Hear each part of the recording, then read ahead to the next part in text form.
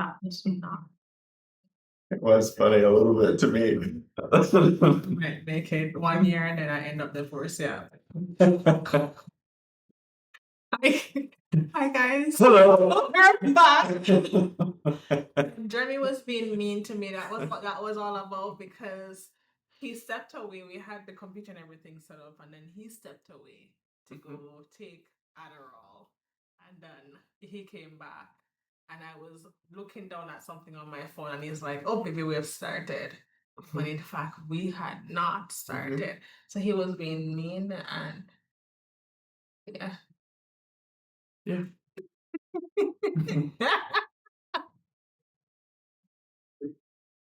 You, sir, are not nice, which is a lie. You're pretty nice. I never claimed to be nice. You're a pretty kind guy. Usually. Yeah. Yeah.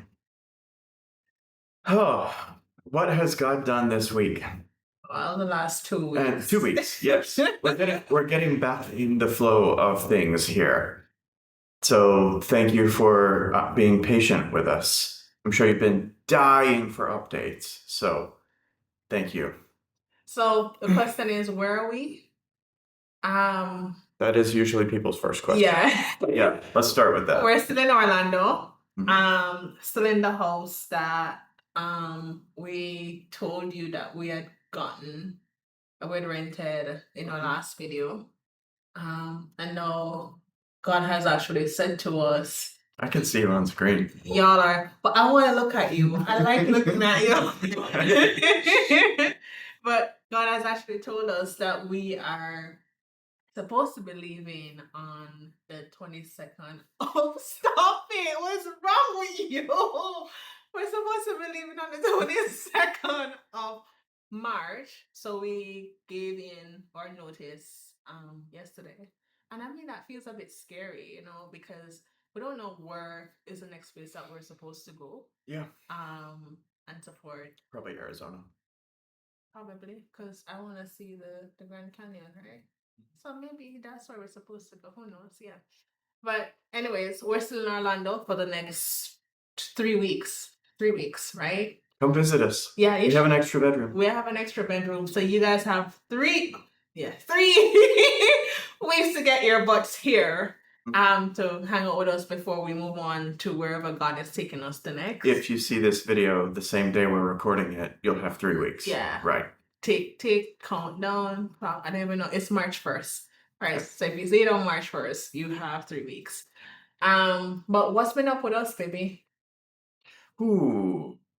So God's been showing us a lot about ADHD, which one of the things was I've realized the ADHD related stuff is the biggest problem or series of problems in my life, unmanaged ADHD.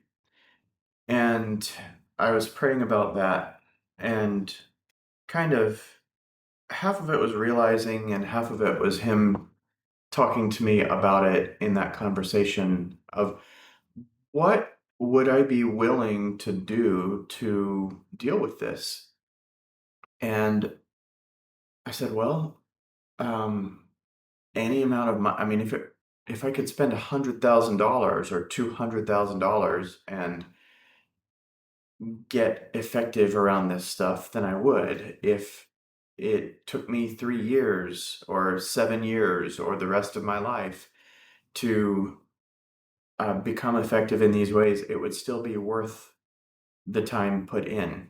So sort of a there's no upper limit sort of thinking.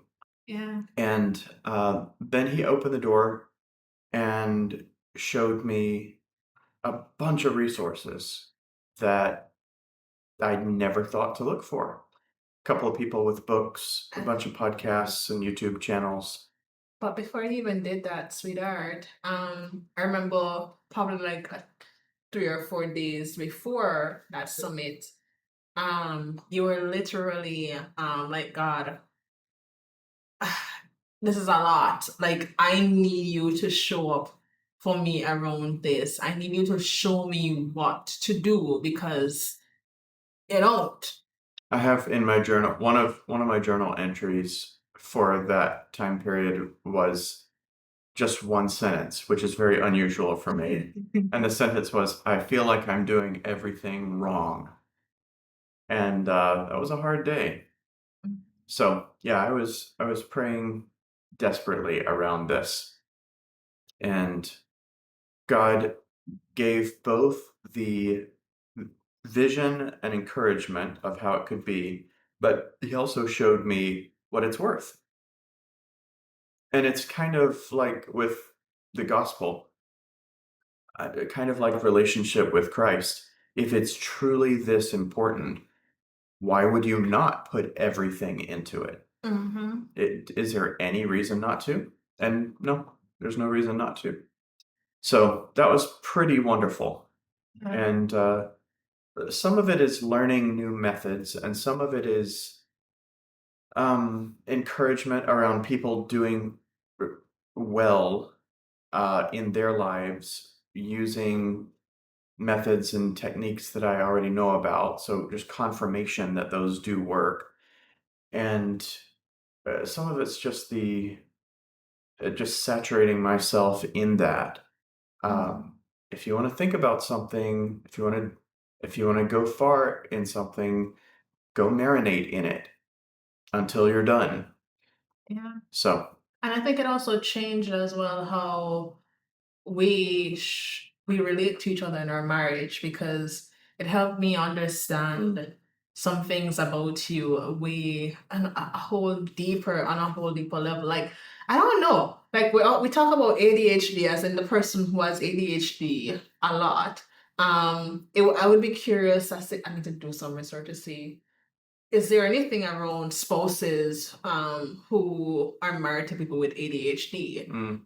there's some Facebook groups. Because I mean, for me, coming into marrying you, and so forth, it was very eye-opening for me and shocking in some ways. Like, oh, um, this is why, like, this is hard for you. And I mean, going to this summit and us sitting and talking about some of the things that really came up out of it, it did help me to understand you better, in ways that I hadn't understood you before, and to be like, oh, that's why he does X, Y, and Z, and all of that stuff, And doesn't do and X, Y, Z. and not feel like the effort that we're putting into stuff is fail. It's like, oh, it's all for naught. But yeah, the ADHD summit was something that is, yeah. Next It big was thing. used powerfully. Yeah, next big thing for us is we made it to 1 year. Woo! And I've been saying that this 1 year has literally felt like 3 years in one. And there has just been so many changes and so forth. But I mean, God gave us a wonderful gift for our anniversary. A friend took us to Magic Kingdom, and it was my first time going to Magic Kingdom. Yeah. And it was incredibly, incredibly awesome. So thank you, Larry. Yeah. Thank you.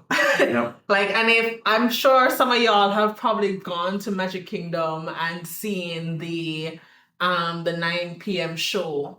But the entire day for me, it was just so filling to just be in the middle of it and just connect back with my inner child in a way that the last 3 years in one. It's just like, girl, we don't have time for that. And then watching the 9 p.m. show, the Happily Ever After show, was the fireworks show and the light show. Yeah, it was. I mean, it was incredible to just sit and just stand there in the rain and take it in. And the word I kept hearing the Lord whisper to me was believe. It was a restoration of my ability to believe in the things that feels very much impossible right now. As we pray and believe for some things that God has promised to us, and so the big things. Yeah, the big things. God's given us big missions, and we there's a saying that if your mission doesn't feel too big for you, then you're not going to grow from it, or Mm. something like that. And so we know there's a lot of growth to happen in our missions, but there's no way that we can do our missions alone. Yeah. No, we're going to need massive organizations in order to accomplish these missions.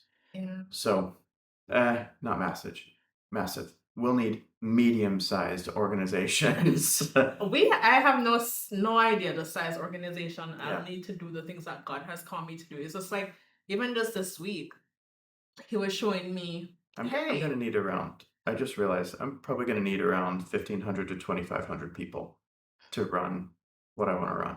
yeah, I was just reminded of just this week. He was reminding me that my story, like Pink Flamingo University, is not a good idea. It's a God idea, and that Mm-hmm. this has been in the works since 2015, Mm-hmm. right? Like I don't know. I didn't even have that on my roadmap in 2015, but here's something that he has been giving me promises around, telling me to do things around, etc. And so it's And God told you to write that down this last week, right? oh yeah, I did. Yeah. I recorded a whole video around it, just sharing that entire story Mm-hmm. as well, because sometimes we need to be reminded of that. Yeah. Uh, But not only was it a good reminder, it also was a surprise afterwards. Yes.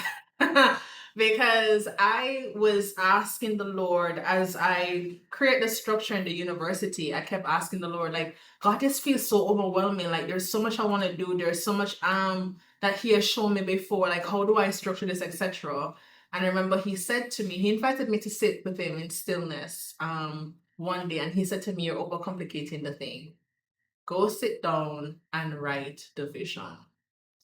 And I tell you, do not undermine writing the vision, because I wrote down that vision and it sparked something within me. It was kind of like all the pieces that he has been showing me just came together so neatly.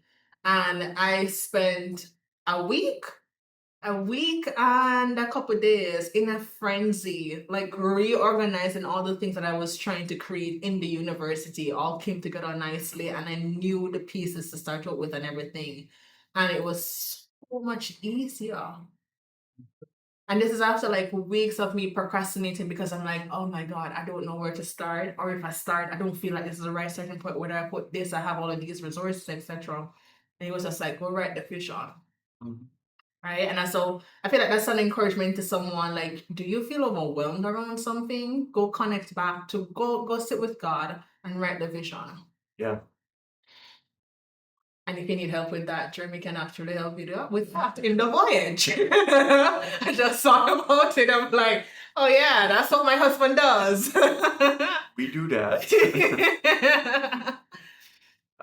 We got to go to Orlando Immerse Festival, which was a street art and performance art festival. Taco Bell for the first time. We went to a festival, and the food that we got was Taco Bell. I couldn't believe it. I was so ashamed of myself. We had 7-Eleven pizza too. And We're confessing. Yeah. But that was my first time having 7-Eleven, something from 7-Eleven too. Sure. So those were new experiences for me. But the Immerse Festival, we got to see the Disney Circus Soleil. Yeah, there's a new Cirque du Soleil show called Drawn to Life at Disney Springs, and I'd seen a billboard for it. I think when we got to this place here in East Orlando, when we were driving by, and realized, oh, I want to go see that. If it's in Disney Springs, maybe we can score some tickets to that, and without having to like go into the park. And so that was really cool to see one of the acts from that right there in the Immerse Festival. And there were a bunch of fun acrobatic-ish acts, I guess. I mean, the night was really on various stages. It was like a 10-block long. That's really cool. Yeah, it was good vibes. But I also think the important thing for us, because we did that on a date night, and we have been taking the bus around these parts, and it was really interesting how God used us taking the bus to teach us how to be better partners with each other. Oh, right. Like, oh my God. Like when we were in Jamaica, the Lord had shown me that, when I'm under pressure, I get into my head and I start planning things in my head, and executing and not thinking about how to include my partner in it. And with Immerse, the Lord showed us that that also happened with Jeremy, Oh, yeah. right? And I mean, that was so cool to realize that, because I don't think I've ever been able to put that into words like, oh, It wasn't cool. It was miserable for both of us. it was cool afterwards. Sure. Yeah. The next day it was cool. It was like, oh yeah, when we calmed down and were able to speak, it was like, all right, that was what was happening there. But what? I was calm. You were not calm. I was. You were anxious about running to catch the bus. Oh, during. Yeah. Confession, good for the soul. I mean, once we were on the bus, I was calm. It was, yeah, just realizing, oh, I really did not listen to her because I was so in my head during that. That was tough because how do you listen better? How would I have listened better? I still don't have like great answers around that, but I think it's more about um more about the listening ahead of time. Like that part I can do, trusting her sense of time, uh, and how long it takes to do something. ADHD with time optimism and with time blindness, those are two different things, by the way.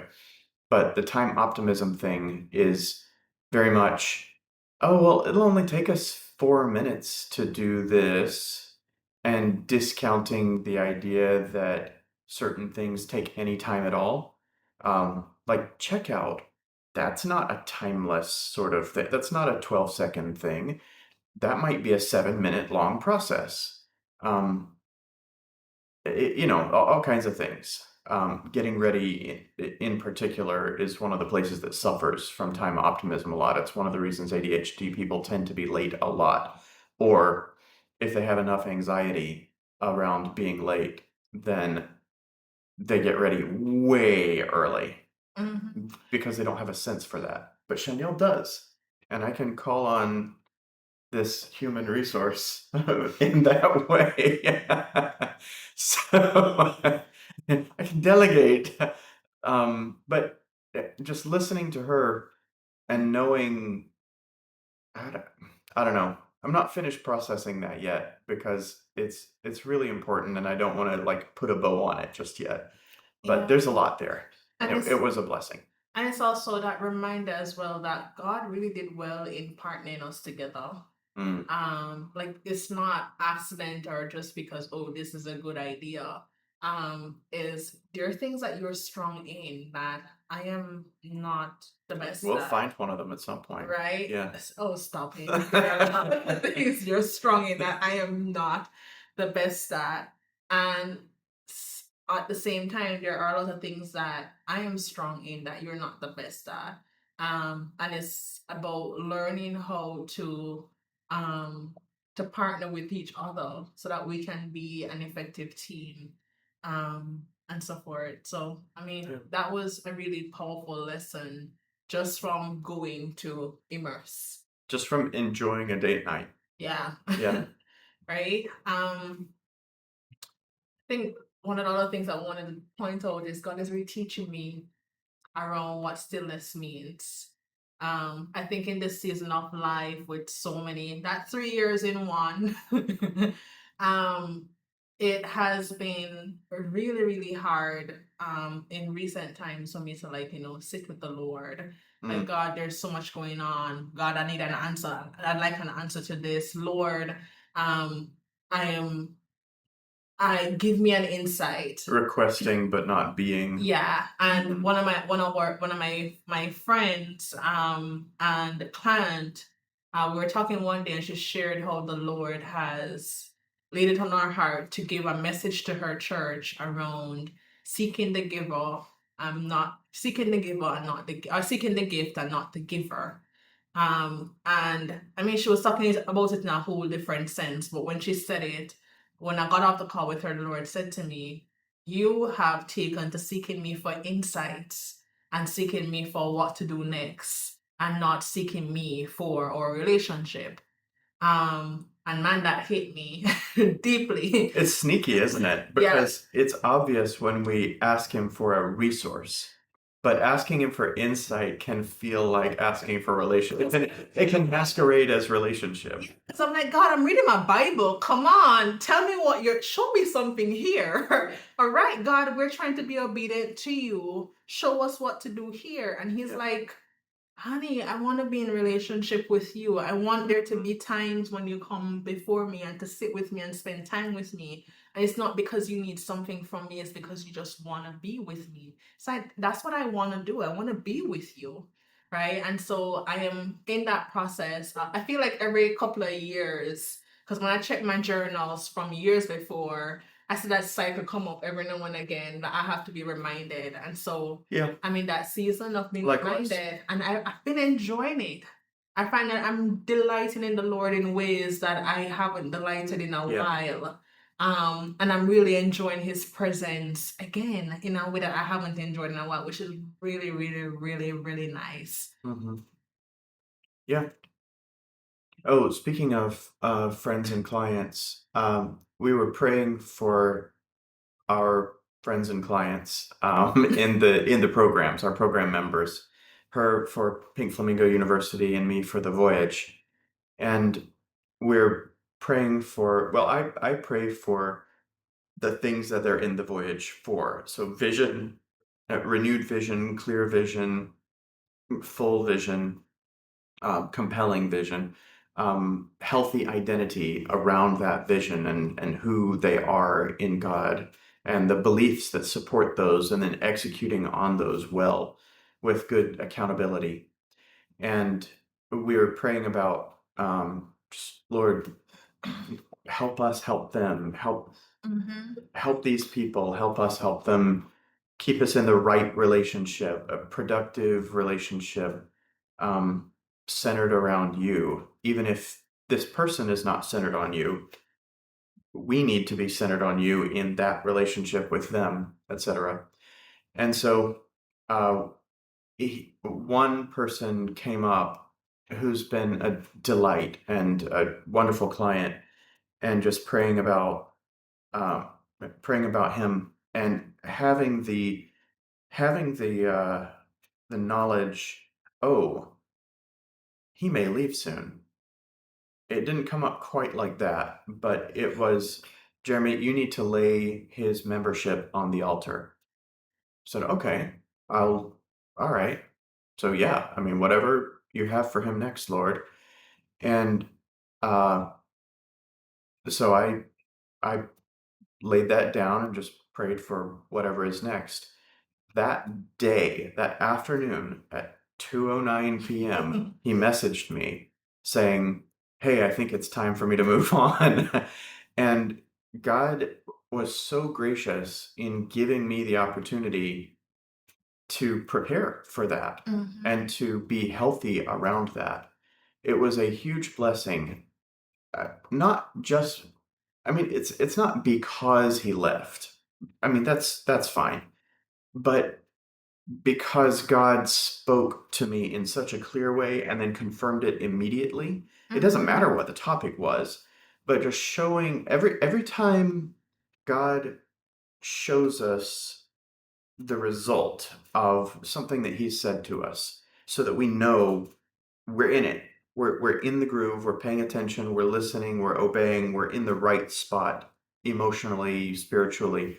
That's a huge blessing, because it lets us know that we can trust him more on other topics. Like when he's silent on something else, we don't have to question, did he say it and I missed it? Did he say it? Is he going to say it? Will I hear him when he says it? Well, no, he said this. I heard him on this. Why wouldn't I hear him on the other things?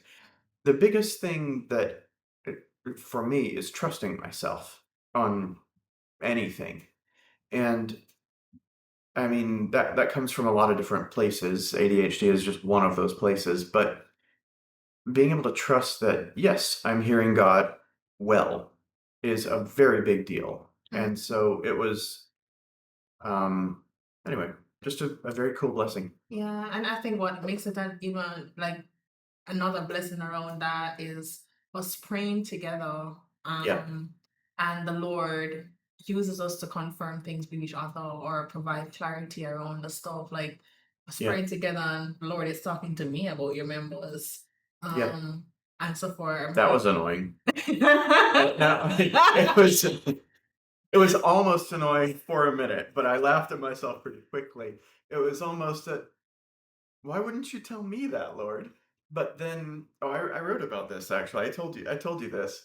Um, just the blessing of being in unity together, and her being truly complimentary. Honey, I love your hair. Um, not that kind of complimentary though. Yeah.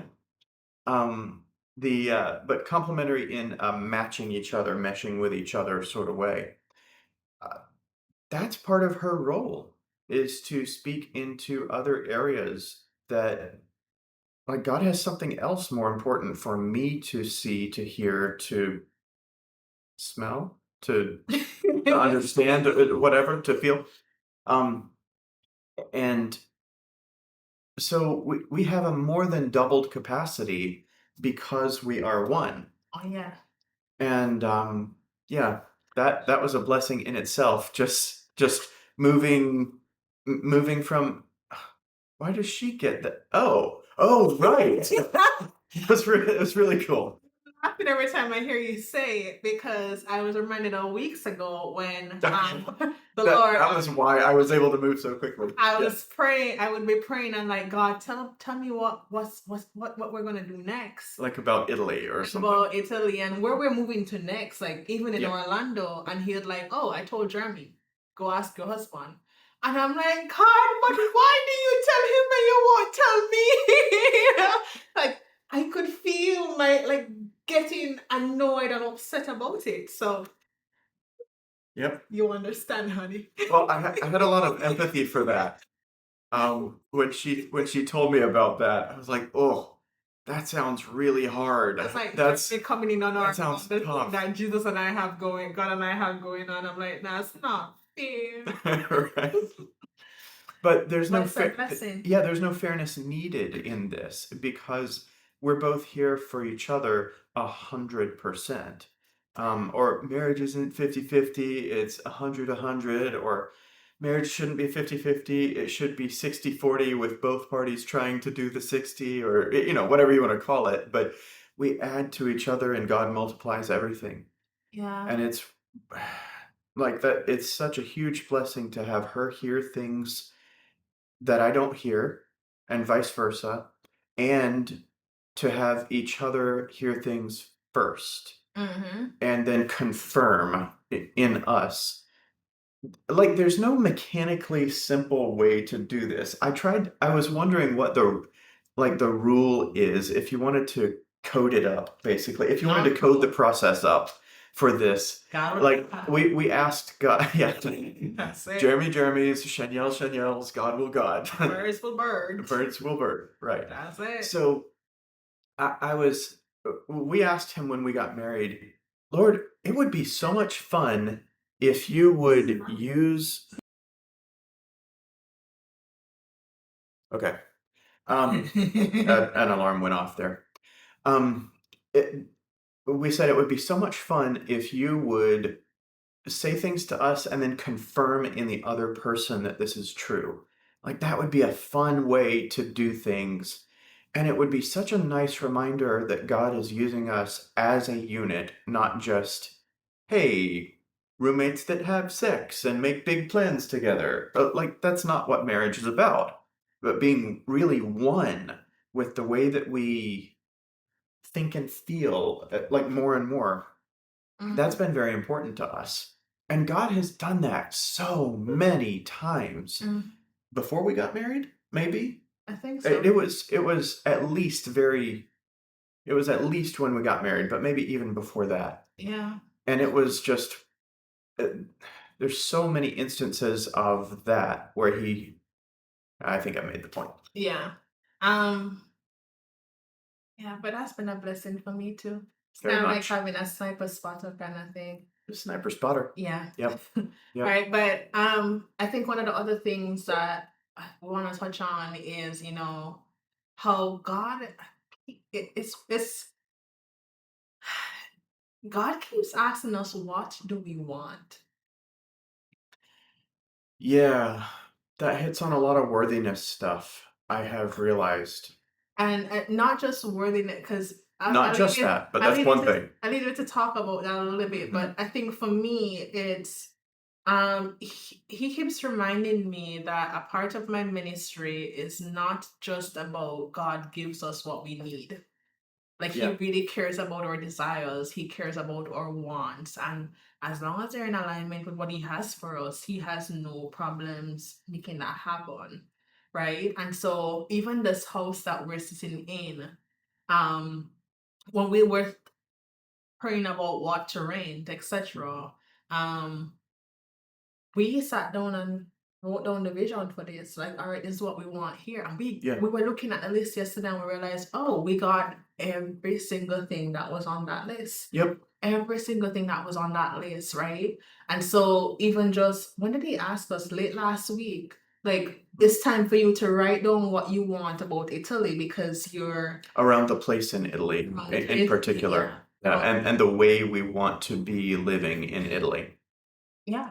And so that's something. Abject poverty in any country is not the way we want to live. So let's talk about how do we want to be in general. Yeah, because we Mhm. want friends. Like, we want friends to be able to visit us and not having to worry about where to stay. And that ties back very much to something that we deeply care about in our marriage as being Yeah. persons who creates a space for rest and restoration for others. Yeah. And things. And so we sat down yesterday and we wrote down the vision of what we want in And it Italy. kind of it's shocking to write it down. We want a villa where we can host 6 couples. And how can we possibly afford that? Like, there's no way that we can afford that kind of rent to be able to do that. And we can earthly eyes it. We can like worldly wisdom it and say, well, maybe it's a 2 bedroom, 2 bath, where we could have one couple over, and then it's next to a bunch of other places. And maybe that's it, but we don't know. We don't know what God's going to do with that.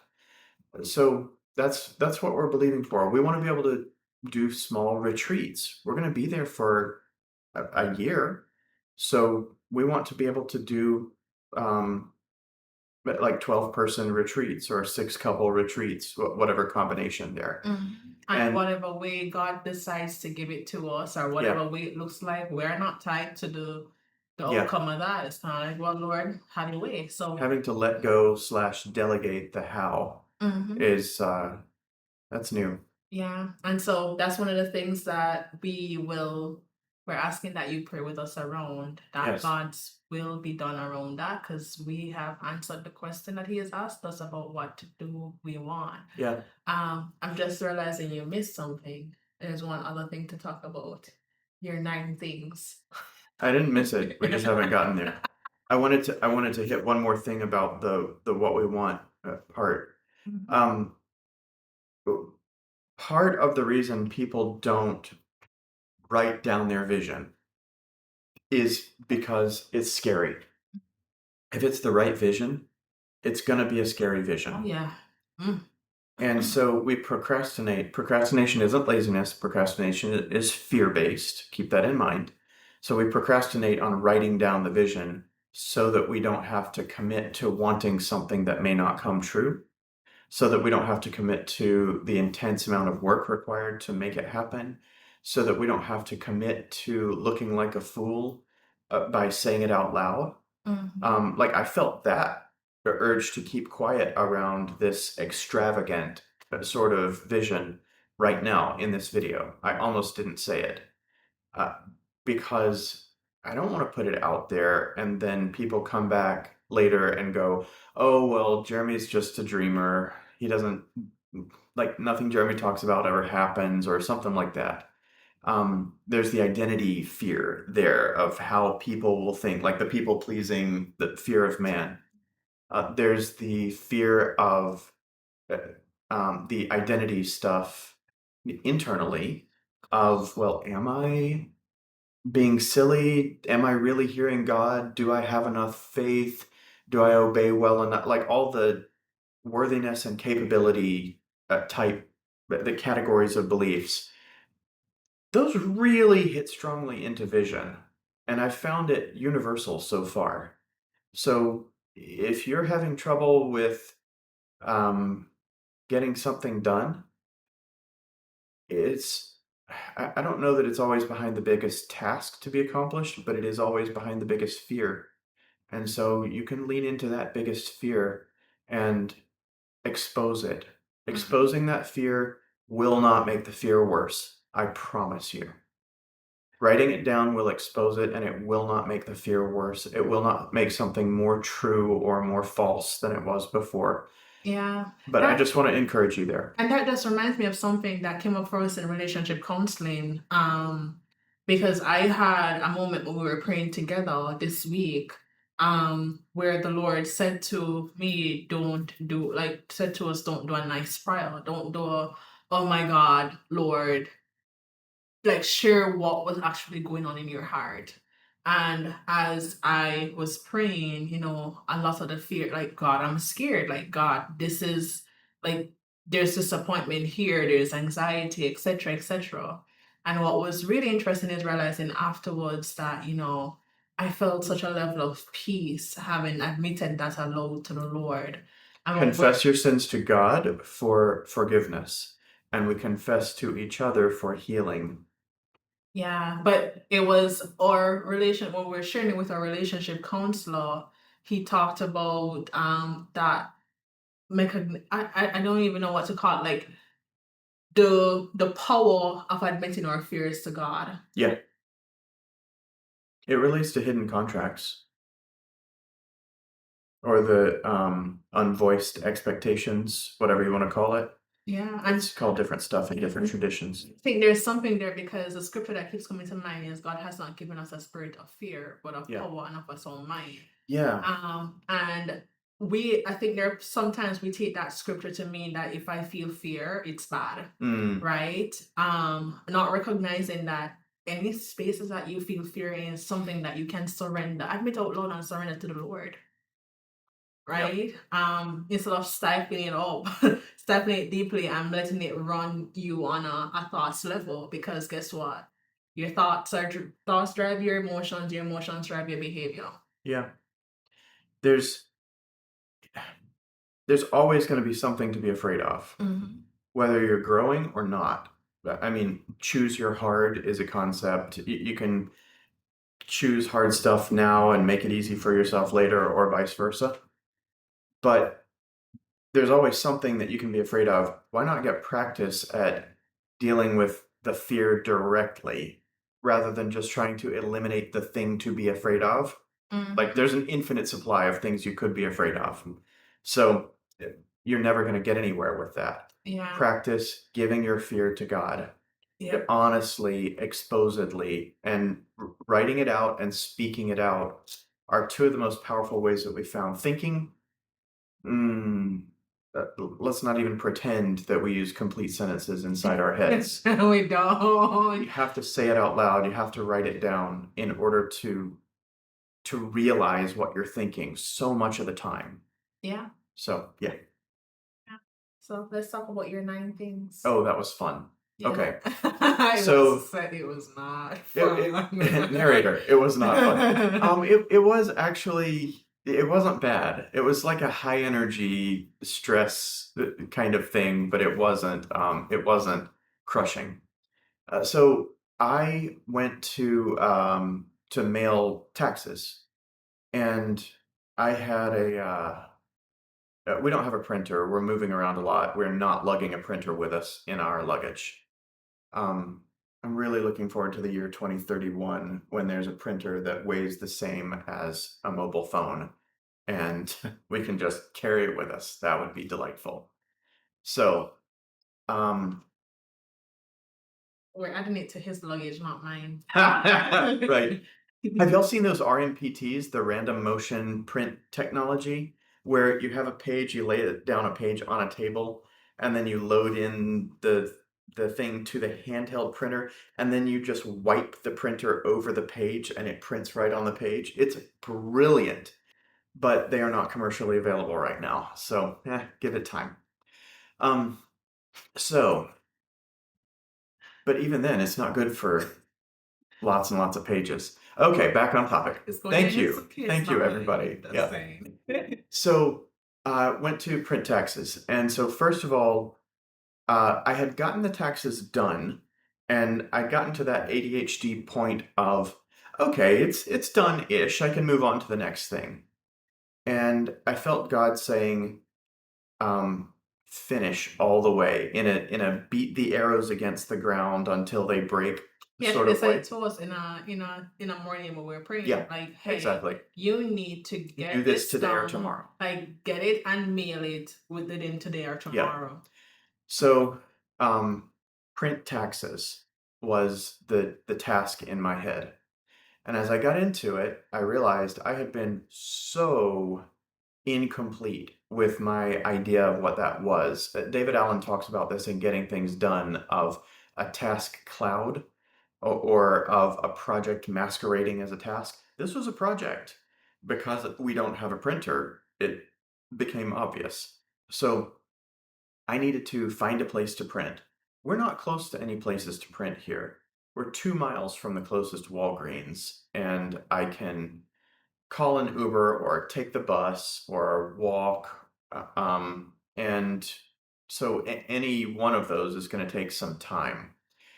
And we don't want a car right now. That's not the time for that when we're about to go overseas pretty soon. So, getting to a place to print, I called 5 places. 3 of them didn't answer their phone.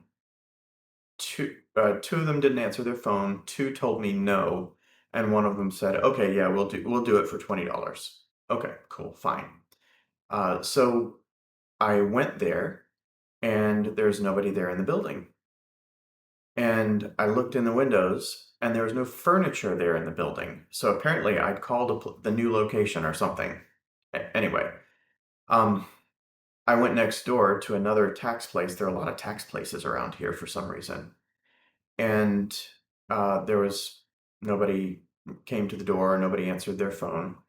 I went to the next place and called them, and somebody answered the door for me after a moment and told me, "No, I'm busy. I don't handle that stuff.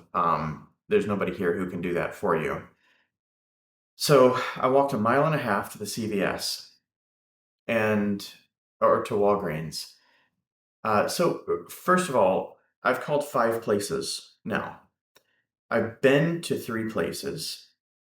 Now I walk 1.5 miles to the Walgreens So sad. to pray. Yeah, I got in 4 miles of walking that day, or no, 2.5 miles of walking that day. So I've now walked 2 miles to the Walgreens, and on the way I passed one of those Lime scooters out in the middle of nowhere. I'm like, oh, I'm taking that back if it's still there when I get there. Lord, if that's for me, please let it still be there. And it was. So that was really nice. That was delightful. But when I got to the Walgreens, turns out that I got the print job going, and it said it'll be done by 5:01 p.m. I'm like, I'm only an eighth of a mile from the post office, but that's still, I mean, I'm not going to make it to the post office by then. So I went to the counter to see if I could accelerate that or get them to bump it up in the queue or something. And she said, "Oh, it's a document. Oh, our document printer is broken. We can't print that today. Earliest we can print it is tomorrow. Um, can you wait until tomorrow, or should you go to the CVS across the street?" I'm like, "I am out of here to the CVS." So I went to the CVS and got that one printing, and their printer is the slowest. I have ever seen a commercial printer be. I've had printers that print faster than once per second, and this was the slowest thing in the world. So I got out of there with 12 at 4:48 p.m. and it's in the same general parking lot with the post office. So I jogged over to the post office and the line is out the door. But luckily this post office has 2.3 stars, so everything will be fine once I get in there, right? So they don't have the priority mail envelopes. I have to interrupt this line that has 9 minutes left before close and say, "Can I get a priority mail envelope?" They give me one. I start writing on it with my pen. My pen explodes, like with the spring going this way, and every piece is somewhere different. So after I clean up my litter, I interrupt the line a second time to ask for a pen. They graciously give me a pen. Um, then I realize the priority mail envelope is not big enough for what I'm for the sub envelopes with the different schedules in it for the taxes. I interrupt for a third time to ask for a flat rate box. They hand me a box of the wrong size that's still too small. And so I interrupt for a fourth time. I thought it was three before, but it was four actually. um, to say, "Can I use a regular mailer and just track it?" And they said yes. So I was the last person in line after they locked the door, and they were telling everybody before me, if you don't have everything filled out and ready, we can't serve you today. You'll have to come back tomorrow. Union rules, etc. So they turned away the guy in front of me. This is 5:12 p.m. now. And they're like, "We are so closed and so done and so over," and etc. And the supervisor says, "Next," I go up to the window and he says, "Are you ready?" And I'm like staring him down, stuffing things into the envelope. Yep, I'm ready, I'm ready. And the gimlet eye on this fellow is really top notch, 5 stars. Would recommend. Um, and stuffing it in, I go, "Oh," and peeling off the sticker and seal it. I'm ready. I'm ready. See, I'm ready. Here you go. So I got it mailed that day, and it wasn't that I'm on a tight deadline for mailing the taxes, except just obey God, and I do not want to come back on Saturday and go through the same process or walk 2 miles and get there. So anyway, got it mailed, and then rode the scooter back and was able to get taco salad going just in time so that we had something to eat together before Chanel's Pink Flamingo University call. So Yeah. it was good taco salad. Thank you. Yeah. Go See, complimentary. It was kind of a fascinating lesson in, "Oh, you thought you were done? Huh. Let me show you just how close you are to done." And this is an ADHD management thing for me, and Chanel got to see it and be there for it so she can help me with it in the future. But done to ADHD folks in certain contexts, some ADHD folks, I'm painting with broad brush there, is frequently not actually done. Like almost done, I should say almost done, is frequently not actually almost done. I was so far from done. I was 2.5 hours from being done. And a lot of that was not like my fault per se. I couldn't make the Walgreens printer stop working or work. I couldn't make the post office be have stock or not have stock. Like a lot of these things were truly external coincidences. It's like anti-serendipity, but those coincidences happen. So I need to be able to manage risk around those. I'm bad at that. Chanel's very good at risk management. That was one of the biggest parts of her job as a portfolio manager or program manager, or which one's bigger, portfolio manager or Portfolio. portfolio? So project manager, program manager, portfolio manager. Yeah, I remember the orders sometimes. So having the just the knowledge, there may be a lot of risk to mitigate here that I haven't mitigated. Let's not unmanage it as well by leaving things till the last second or thinking that they're done. Like, that's a fool's errand. And I've been a fool for a long, long time around that. And so it was a great lesson on, I mean, God after an hour when my breathing calmed down a little bit from the jog home and all that stuff, well, the scooter ride home and the cooking so fast, that was what it was. But after I started asking him, Lord, what was all that about? That was confusing. And while it was kind of fun to move that fast, that was high stress and weird. I've never had 9 different things go wrong like that all in one, like, within a 2.5 hour period. There were 9 little things that went wrong, and it wasn't, I mean, any one of them was a showstopper, but none of them were particularly hard to deal with. It was just a lot, a metric ton of things.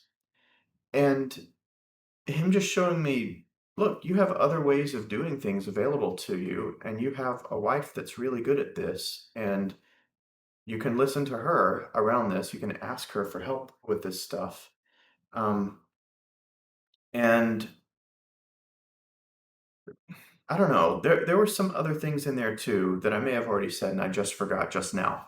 But it was a powerful and fun and low, like a low effort way to learn some lessons there. So I'm endeavoring to learn whatever those lessons are without having to have a bunch of repetitions of that lesson. Yeah. It went miraculously awry, I think we would have to say. Ah, so I think the final topic that we want to touch on is you pick. Oh, And yeah. how in That was a big faith builder. when we left our house in North Carolina and we were praying about where to go, the Lord told us we could pick. When we left our house in North Carolina and said, "Fill my mouth with words." Yeah. Well,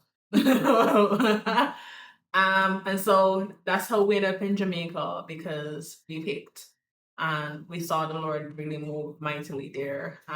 And so it's as we're now trying to get everything ready for Italy, and navigating the visa process and all of that stuff. Um, we hit a level last week where both of us were questioning, Lord, is this a thing that we're supposed to be doing? A real crisis of confidence on, did we hear, is this gonna, can this happen? And then the Lord reminded us that He had actually said, "You pick," Yeah, and I'd how totally forgotten that. even in the "you pick," he has been there step by step, guiding us, covering us with some things, redirecting our path when we started thinking, oh, this is a way that this is the only way it can be possible, and reducing the scope of what we wanted. And he redirected us back to, hey, you want a year here. You don't want 90 days. Yeah. And so forth. But I mean, that was so encouraging for me. Like, all right, Lord, you've told us what to pick. We have picked. It actually got to the point, I think the crisis of confidence for me had started way before for you. Mhm. She was able to, like, build on my faith in action, build on my works to get us ready and on her works to get us ready to be more confident. I hadn't had that for a long time. I think it was, um, it may have been, um, It may have been before we started on the digital nomad visa process that I had really started losing confidence because I stopped studying Italian. I just Mm. realized I stopped listening to the Italian podcasts. That was how much faith I had lost. And like going to a country without knowing the language, pretty silly. So I don't want to be a Scylla. I'm gonna be Um, a seller. you can, but I want to I want to know some Italian. And so I was thinking, well, what if we studied Spanish and went to Argentina? And I do want to go to Argentina, but what we want is Italy. And so it, I've been realizing how much I'd been affected by this and how much the work of faith had carried us through, um, without having to rely on my feeling. And that would not have happened without Shenyang, without her organization, without her reminders, um, without her grace for me, and her listening and having faith, um, holding each other's arms up at the same time without even knowing that we were doing that in different ways. Yeah. That's only come out in I haven't even thought about that until I just said it right now, so you're welcome.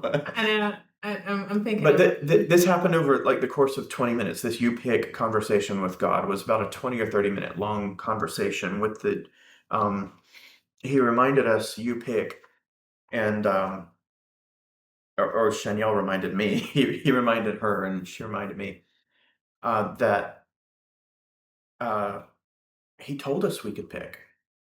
And oh, right, okay. Well, thank you. I'd forgotten that instruction entirely.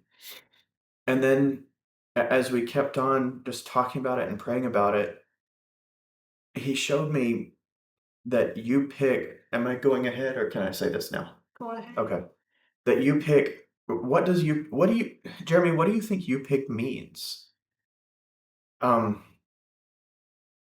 and I had kind of been operating under the flawed assumption that what he meant was you pick and then you're on your own, kiddo. You pick, but if you pick something really hard, you've got a really hard road ahead. You pick, but if you can't make it happen, that's on you. Something along those lines. It sounds very silly when I say it out loud in those terms because I've never heard God talk like that. And indeed, that is not what he meant.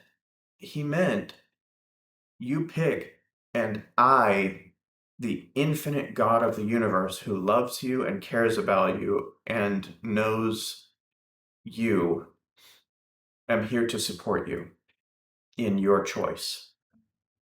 I get to choose, and the eternal God of all of this brings his power to bear on my choice. Like, not even my problem, not even my dire need, but my choice and my desire, my earnest want.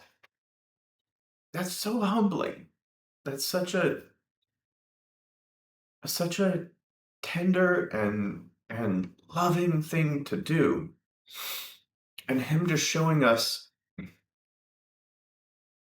I was able to share this with a friend in Bible study later on, that he was afraid of bothering God about um, small problems.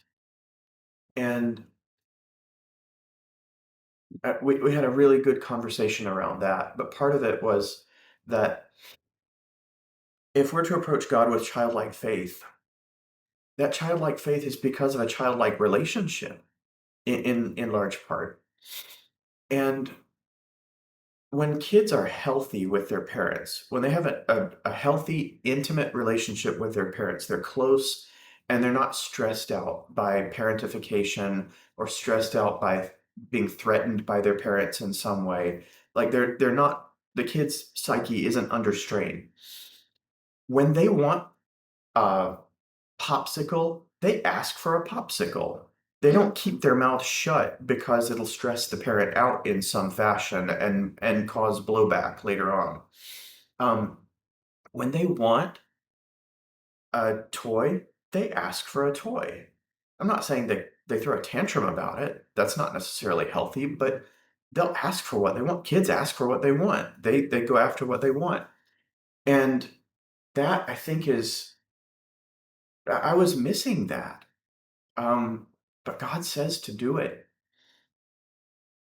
This is part of what he's been teaching us about um like layers and layers and layers and layers upon Chanel's 3-year-old, don't ask me for money, ask me for provision, or 2 years old, something like that. Mm. There's so many levels to that. And the ask for what you actually want, not the money so that you can be independent of God and get what you want, not the money so that you can serve mammon, so that you can serve money. Jesus says explicitly, you cannot serve God and money, not you can't serve two masters, and I'll leave it up to you to decide what that is. You cannot serve two, no man can serve two masters. You cannot serve God and money specifically. And is it Zig Ziglar or Jim Rohn that says money makes a terrible master, but a great slave, but a terrible master? I don't remember who says that, but it's a great phrase. And the only way that I've found for me to not make money a master is to make sure that God is my master and my father.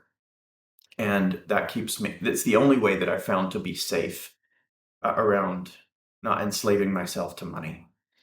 And it's this has been so wonderful to there's kids playing around very loudly outside. It's fun to hear.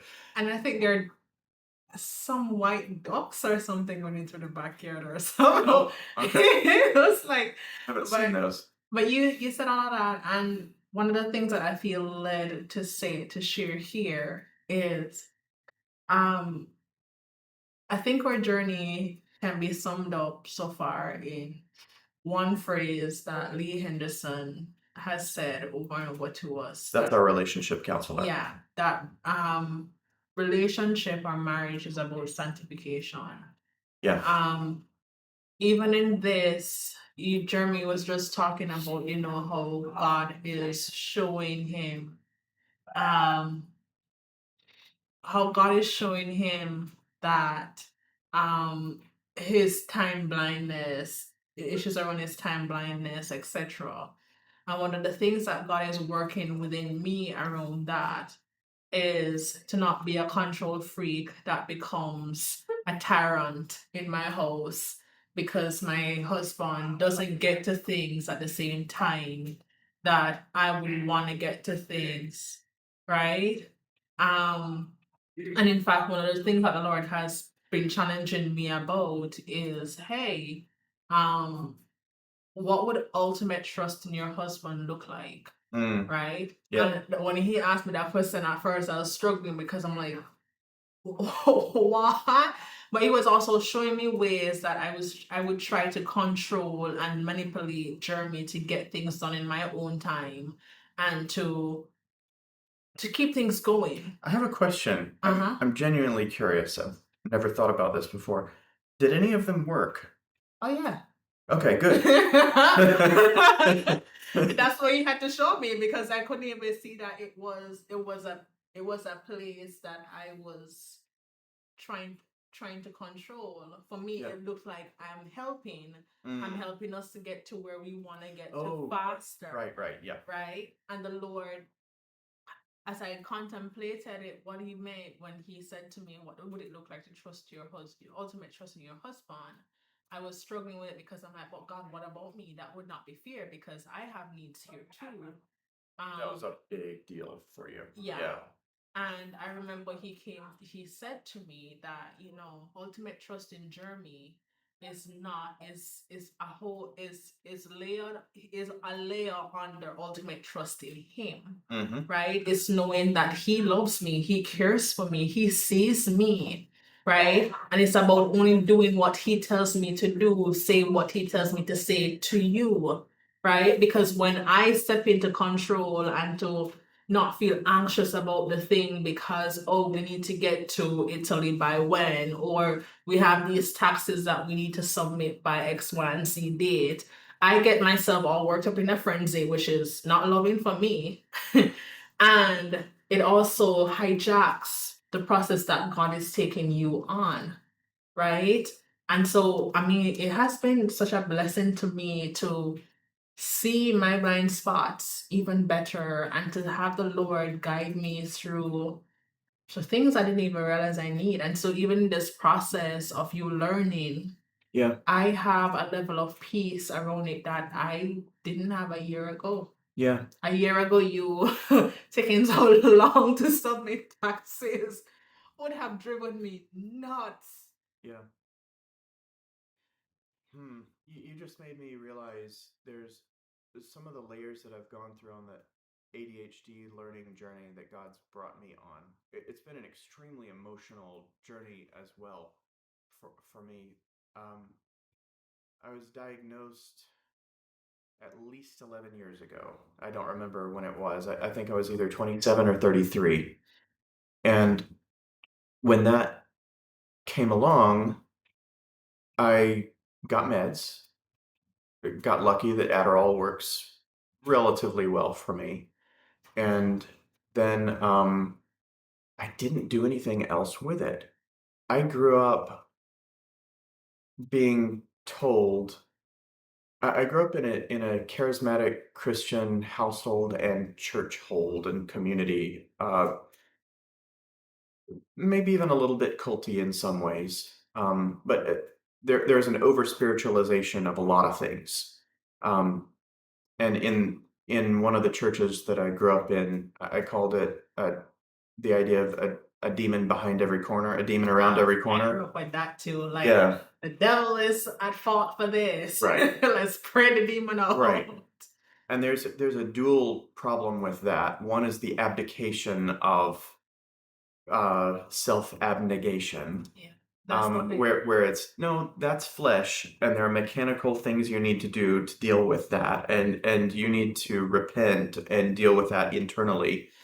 But also, there's a glorification of the enemy. Like if demons are everywhere, and they're not and who knows omnipresent. where that? Yeah, demons not omnipresent nor omniscient or anything like that. I never thought we'd talk about demons in this video, but if you're thinking there's demons around every corner, You're praying in fear. You're praying in fear, and you start praying very formulaically, like, okay, if I'm not going to be in fear, then I have to have rules around this, and I have to pray the blood and the fire and the hedge of protection and it turns into all this Christianese type stuff. Before you continue. Oh, I'll forget if I. Well, you remember yours. Go ahead. Because it's a simple thing of there was something the Lord told me years ago, when he brought that same demon around every corner thing. He said to me, Shaniel, the devil is not omnipresent, one, and two, the devil, there are people that the devil has not touched in the Ever. entire lifespan of their life. Why would they? It's Are a you as generational- important as Jesus? Come on. It's a generational thing that started years ago. Harry touched them at the start of their life, and that's it. Yep. So continue. So it's kind of like, yeah, you have more power and authority than you think. Oh, I see what you mean. I just accidentally covered up your point by interrupting. Yes, we talked about that before, and you were saying the point he was making was, yes, there was a demonic influence at some point, but since then, for 3 generations, it's all been flesh. It's all been Right. There hasn't in C.S. Lewis's Screwtape Letters, one of the big concepts of Uncle Screwtape to his young Wormwood, the older demon speaking to the younger demon in the letters, is the concept of neutralization. Like the younger demon, I don't know how that works, but anyway, it's a fun theological book. But the younger demon Wormwood is he's assigned to a particular dude, and he's trying to make this dude fails, and it's a secondhand story of this demon's failures to keep this dude he's assigned to away from relationship with God. And so he fails at this, he fails at that, he fails at that. And one of the things that Uncle Screwtape writes to Wormwood is, look, it, you're an idiot for letting him come to Christ, but if you can keep him neutralized, then you're fine. Like, just keep him neutralized from now on.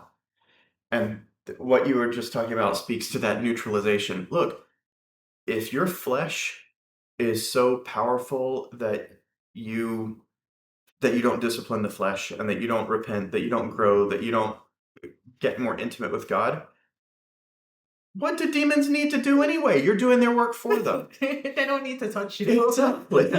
Exactly. Why would they care? They'll go after someone who is acting powerfully or someone they think they have a chance with to cause them to stumble. So, yeah, anyway, that was a great concept. So ADHD, I'll bring it back up to the main level here. There have been several layers to that journey. One of the layers, I was 40, so this was 4 years ago. Wow. I've been learning very slowly around this because I keep thinking that I know enough. And it's like that Mark Twain maybe quote about it's not the things that you don't know that keep you stuck, it's the things you think you know that just ain't so. Mm. I thought I knew about ADHD and whatever else at any given point. I grew up in this demon around every corner. Um, I have said as a teen, ADHD is just a lack of spankings. And some of this was from the church, some of this was from a conservative political stance, like conservo Christian, proto MAGA sort of idea where I was earlier in life. And some of this was from I mean, when I became a hypnotist, even I wouldn't have said lack of spankings at that point as an adult. I had tempered my language and some of my thinking by then. But when I became a clinical hypnotist, like so much of that is anti-establishment, like alternative. When you get into any kind of alternative thing, you meet other alternative people. And there's a lot of anti-Western medicine sentiment in the hypnotic and hypnotic adjacent communities. So there's so much we know how to deal with this. This is an incorrect mental model, and you just need a new mental model, and you're good. And I ran with that for years. I thought I knew. So it, I wasn't effective around this, or I didn't even learn the next part about executive functioning issues are not a moral failing until I was 40. God sent me 3 YouTube videos in the same day. One by Russell Barkley, one by Jessica McCabe of the How to ADHD channel, and one by another lady I don't remember. And that was the theme of these 3 videos, just as I was doom scrolling, was executive functioning issues are not a moral failing. Let me tell you, they feel like a moral failing. They really feel like being lazy or being a bad person. And it wasn't until that point that I was able to say, wow, this is more like being an amputee. I'm missing a left hand. I need better systems. I don't need to try harder. I've tried harder for 40 years and I've failed. And it has hurt my spiritual walk. It's hit me on a spiritual identity level all my life. And so that was kind of phase 2 or phase 3 of it. I guess phase 2 was the diagnosis and getting medicated. Phase 3 was this is not a moral failing, like starting to believe that and starting to view it as an injury to heal from or to support if it's an amputation, a true handicap. But now I have finally started to see another level of the pieces that aren't a handicap.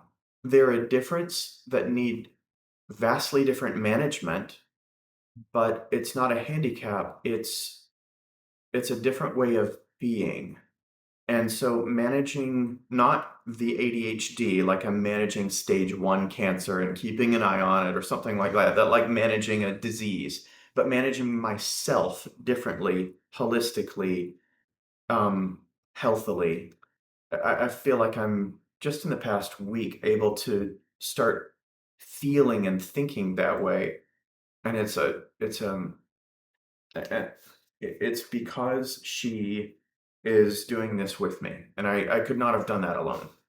I'm listening to you and I feel emotional Oh, me because too. I feel like just listening to you, God is answering is we have started a journey of answering a prayer I've been Yeah. praying because I've been praying for a year now, Lord. Teach us how Jeremy is designed to function. Yeah. Like Not just teach us how to suppress his ADHD. teach him She like was praying that way the whole time. yeah. So And I'm starting to be able to Honey, pray that way as well. we Yeah. we're gonna She gives terrible high fives. you're welcome. Yeah. It's real handy when it comes to that kind of high five. Yeah. Still just as terrible, so it doesn't hurt. All right, so let's wrap this up. What are we praying for? So we're still praying for funding for the Pink Flamingo University. Yeah. And it's more provision. Yeah. It's Miraculous resources. provision for a miraculous mission. Yes, resources in the form of people, finances, anything else God want to give me. I really don't care that much about the finances more than the resources and the provision. However, God makes Yeah, it it's about the wonderful. result. We're praying for more and more specific results. God's teaching us to pray about specific outcomes, not the thing that will get us to the outcomes. Like leaving the how up to Him more and more is such a. I mean, it's like Dan Sullivan's book, Who Not How, in action. Mhm. Except the God of the universe is our who. It's pretty wild. Yeah, help us pray around the Lord has been really placing it on our hearts to keep praying around the people that are in our community, like Praying for their them. specific goals. Yes. Praying for their growth specifically. So by pray with name. us for the people in the voyage. Pray with us for the people in the Pink Flamingo University, the people who are there now, the people who will be joining over the next couple of weeks. Yeah. Pray with us about where to next because God has told us we are leaving on March 22nd. Yeah. And so we're going to begin packing and all of that lovely stuff, but we got no idea where we're going. Yeah. None. Would us be like, all right, God, you said that, we gave you our notice, and now it's kind of like we're waiting where to next. Oh, that was a thing we just did as well yesterday. God told me yesterday, tell the landlord today that you're out of here end of day on the 22nd. And so I asked Shanielle, confirm, deny, and she said that's scary. And so we had to talk about that because it is scary. It was scary for me too because it closes off our option. Mm-hmm. But what option does it close off? It closes off our option to disobey God? Like, really? Is that closing anything important to us? No, but it feels scary just the same. It causes off our option to be in control, like yeah, knowing where we're. but in direct opposition to God, Mm-hmm. like being in control, and the only way we could be in control is by being in direct opposition to God, like that rebellious attitude. So yes, I agree. And so we said, okay, well, this doesn't do anything. If we're really going to obey God, this doesn't change anything for us. Okay, let's accept that emotionally and let's do the kindest thing. That was why he told us to do it, was because it's the kindest thing to do for our landlord is to give her 3 weeks ish of heads up rather than the 1 week that she's explicitly asked for and we agreed to. She's very kind around this place and we want to be kind to her. So, or to them. Arlene and Larry are both wonderful. So it was another micro lesson right there that I'm glad Shanielle let me share. And then final thing we're praying for is Italy. The visa process. The visa process, favor with the officials, favor with someone to rent us a place. This needs to be a tax authority registered, like a nationally registered agreement for renting this place, which seems like a huge commitment to us. Like that puts us puts God on the hook for the finances for this thing. And that really has a different feel to it, doesn't it, than putting me on the hook for the finances. So if we're trusting God that this is his mission, then we're trusting him to provide the resources. It's up to him. If we seek first his kingdom and his righteousness, he will provide the food and covering that he's promising us. If he's told us to pick, well, I'm going to pick luxury. I'm going to pick the big vision. I'm going to pick the place we really want to be. And he said he's going to support us in that. So, oh, that's wild. Yeah. So I'm saying the place in Italy and the community there, because we really want to land in a Yes. strong Christian community when we get Yes. there, if we're going to be there We for a we year. want local Christian friends. We want a local church to be in, and I don't know if I care if it's Catholic or Protestant, as long as the people love God. But we want to build community every time we move somewhere. We want to build community of people that can be friends with each other and make new friends around the world as we go. Um, that's something that I haven't felt that we've done a great job of here. Um, and So the last 3 weeks. despite joining here church for this short joining, but joining as enthusiastically as we can while we're here. Um, that's been great, getting to know them a little bit. Yeah. All right. And I think that's it from us. Any last words? Pray for us. Pray for our growth. Pray with us for our members' growth. Pray with us You for whoever God cannot will touch, whoever God will lead us to while we're here. you cannot do better than honest, earnest, continuous prayer. We're seeing the weight of that over and over, that it is the most momentous thing that you can do. And it's not just the 80-year-old grannies who can't get around well anymore, and so they turn to prayer instead. Helplessness helps a lot. It helps you turn to prayer. um, when you must rely on God for everything, you you do a lot more easily. But it truly is, seek that relationship with God more earnestly than you seek anything, more earnestly than you seek everything else. Sell everything you have to go buy the field with the pearl in it, the kingdom. Um, there's nothing worth more, and there's nothing more powerful than that for all of the stuff that you want earthly as well. Tune your desires to God, tune your ear to him, and he will tune his ear to you, or you'll get to experience his tuning to you that he already has. Yeah. We love you. And we'll see you in the next video.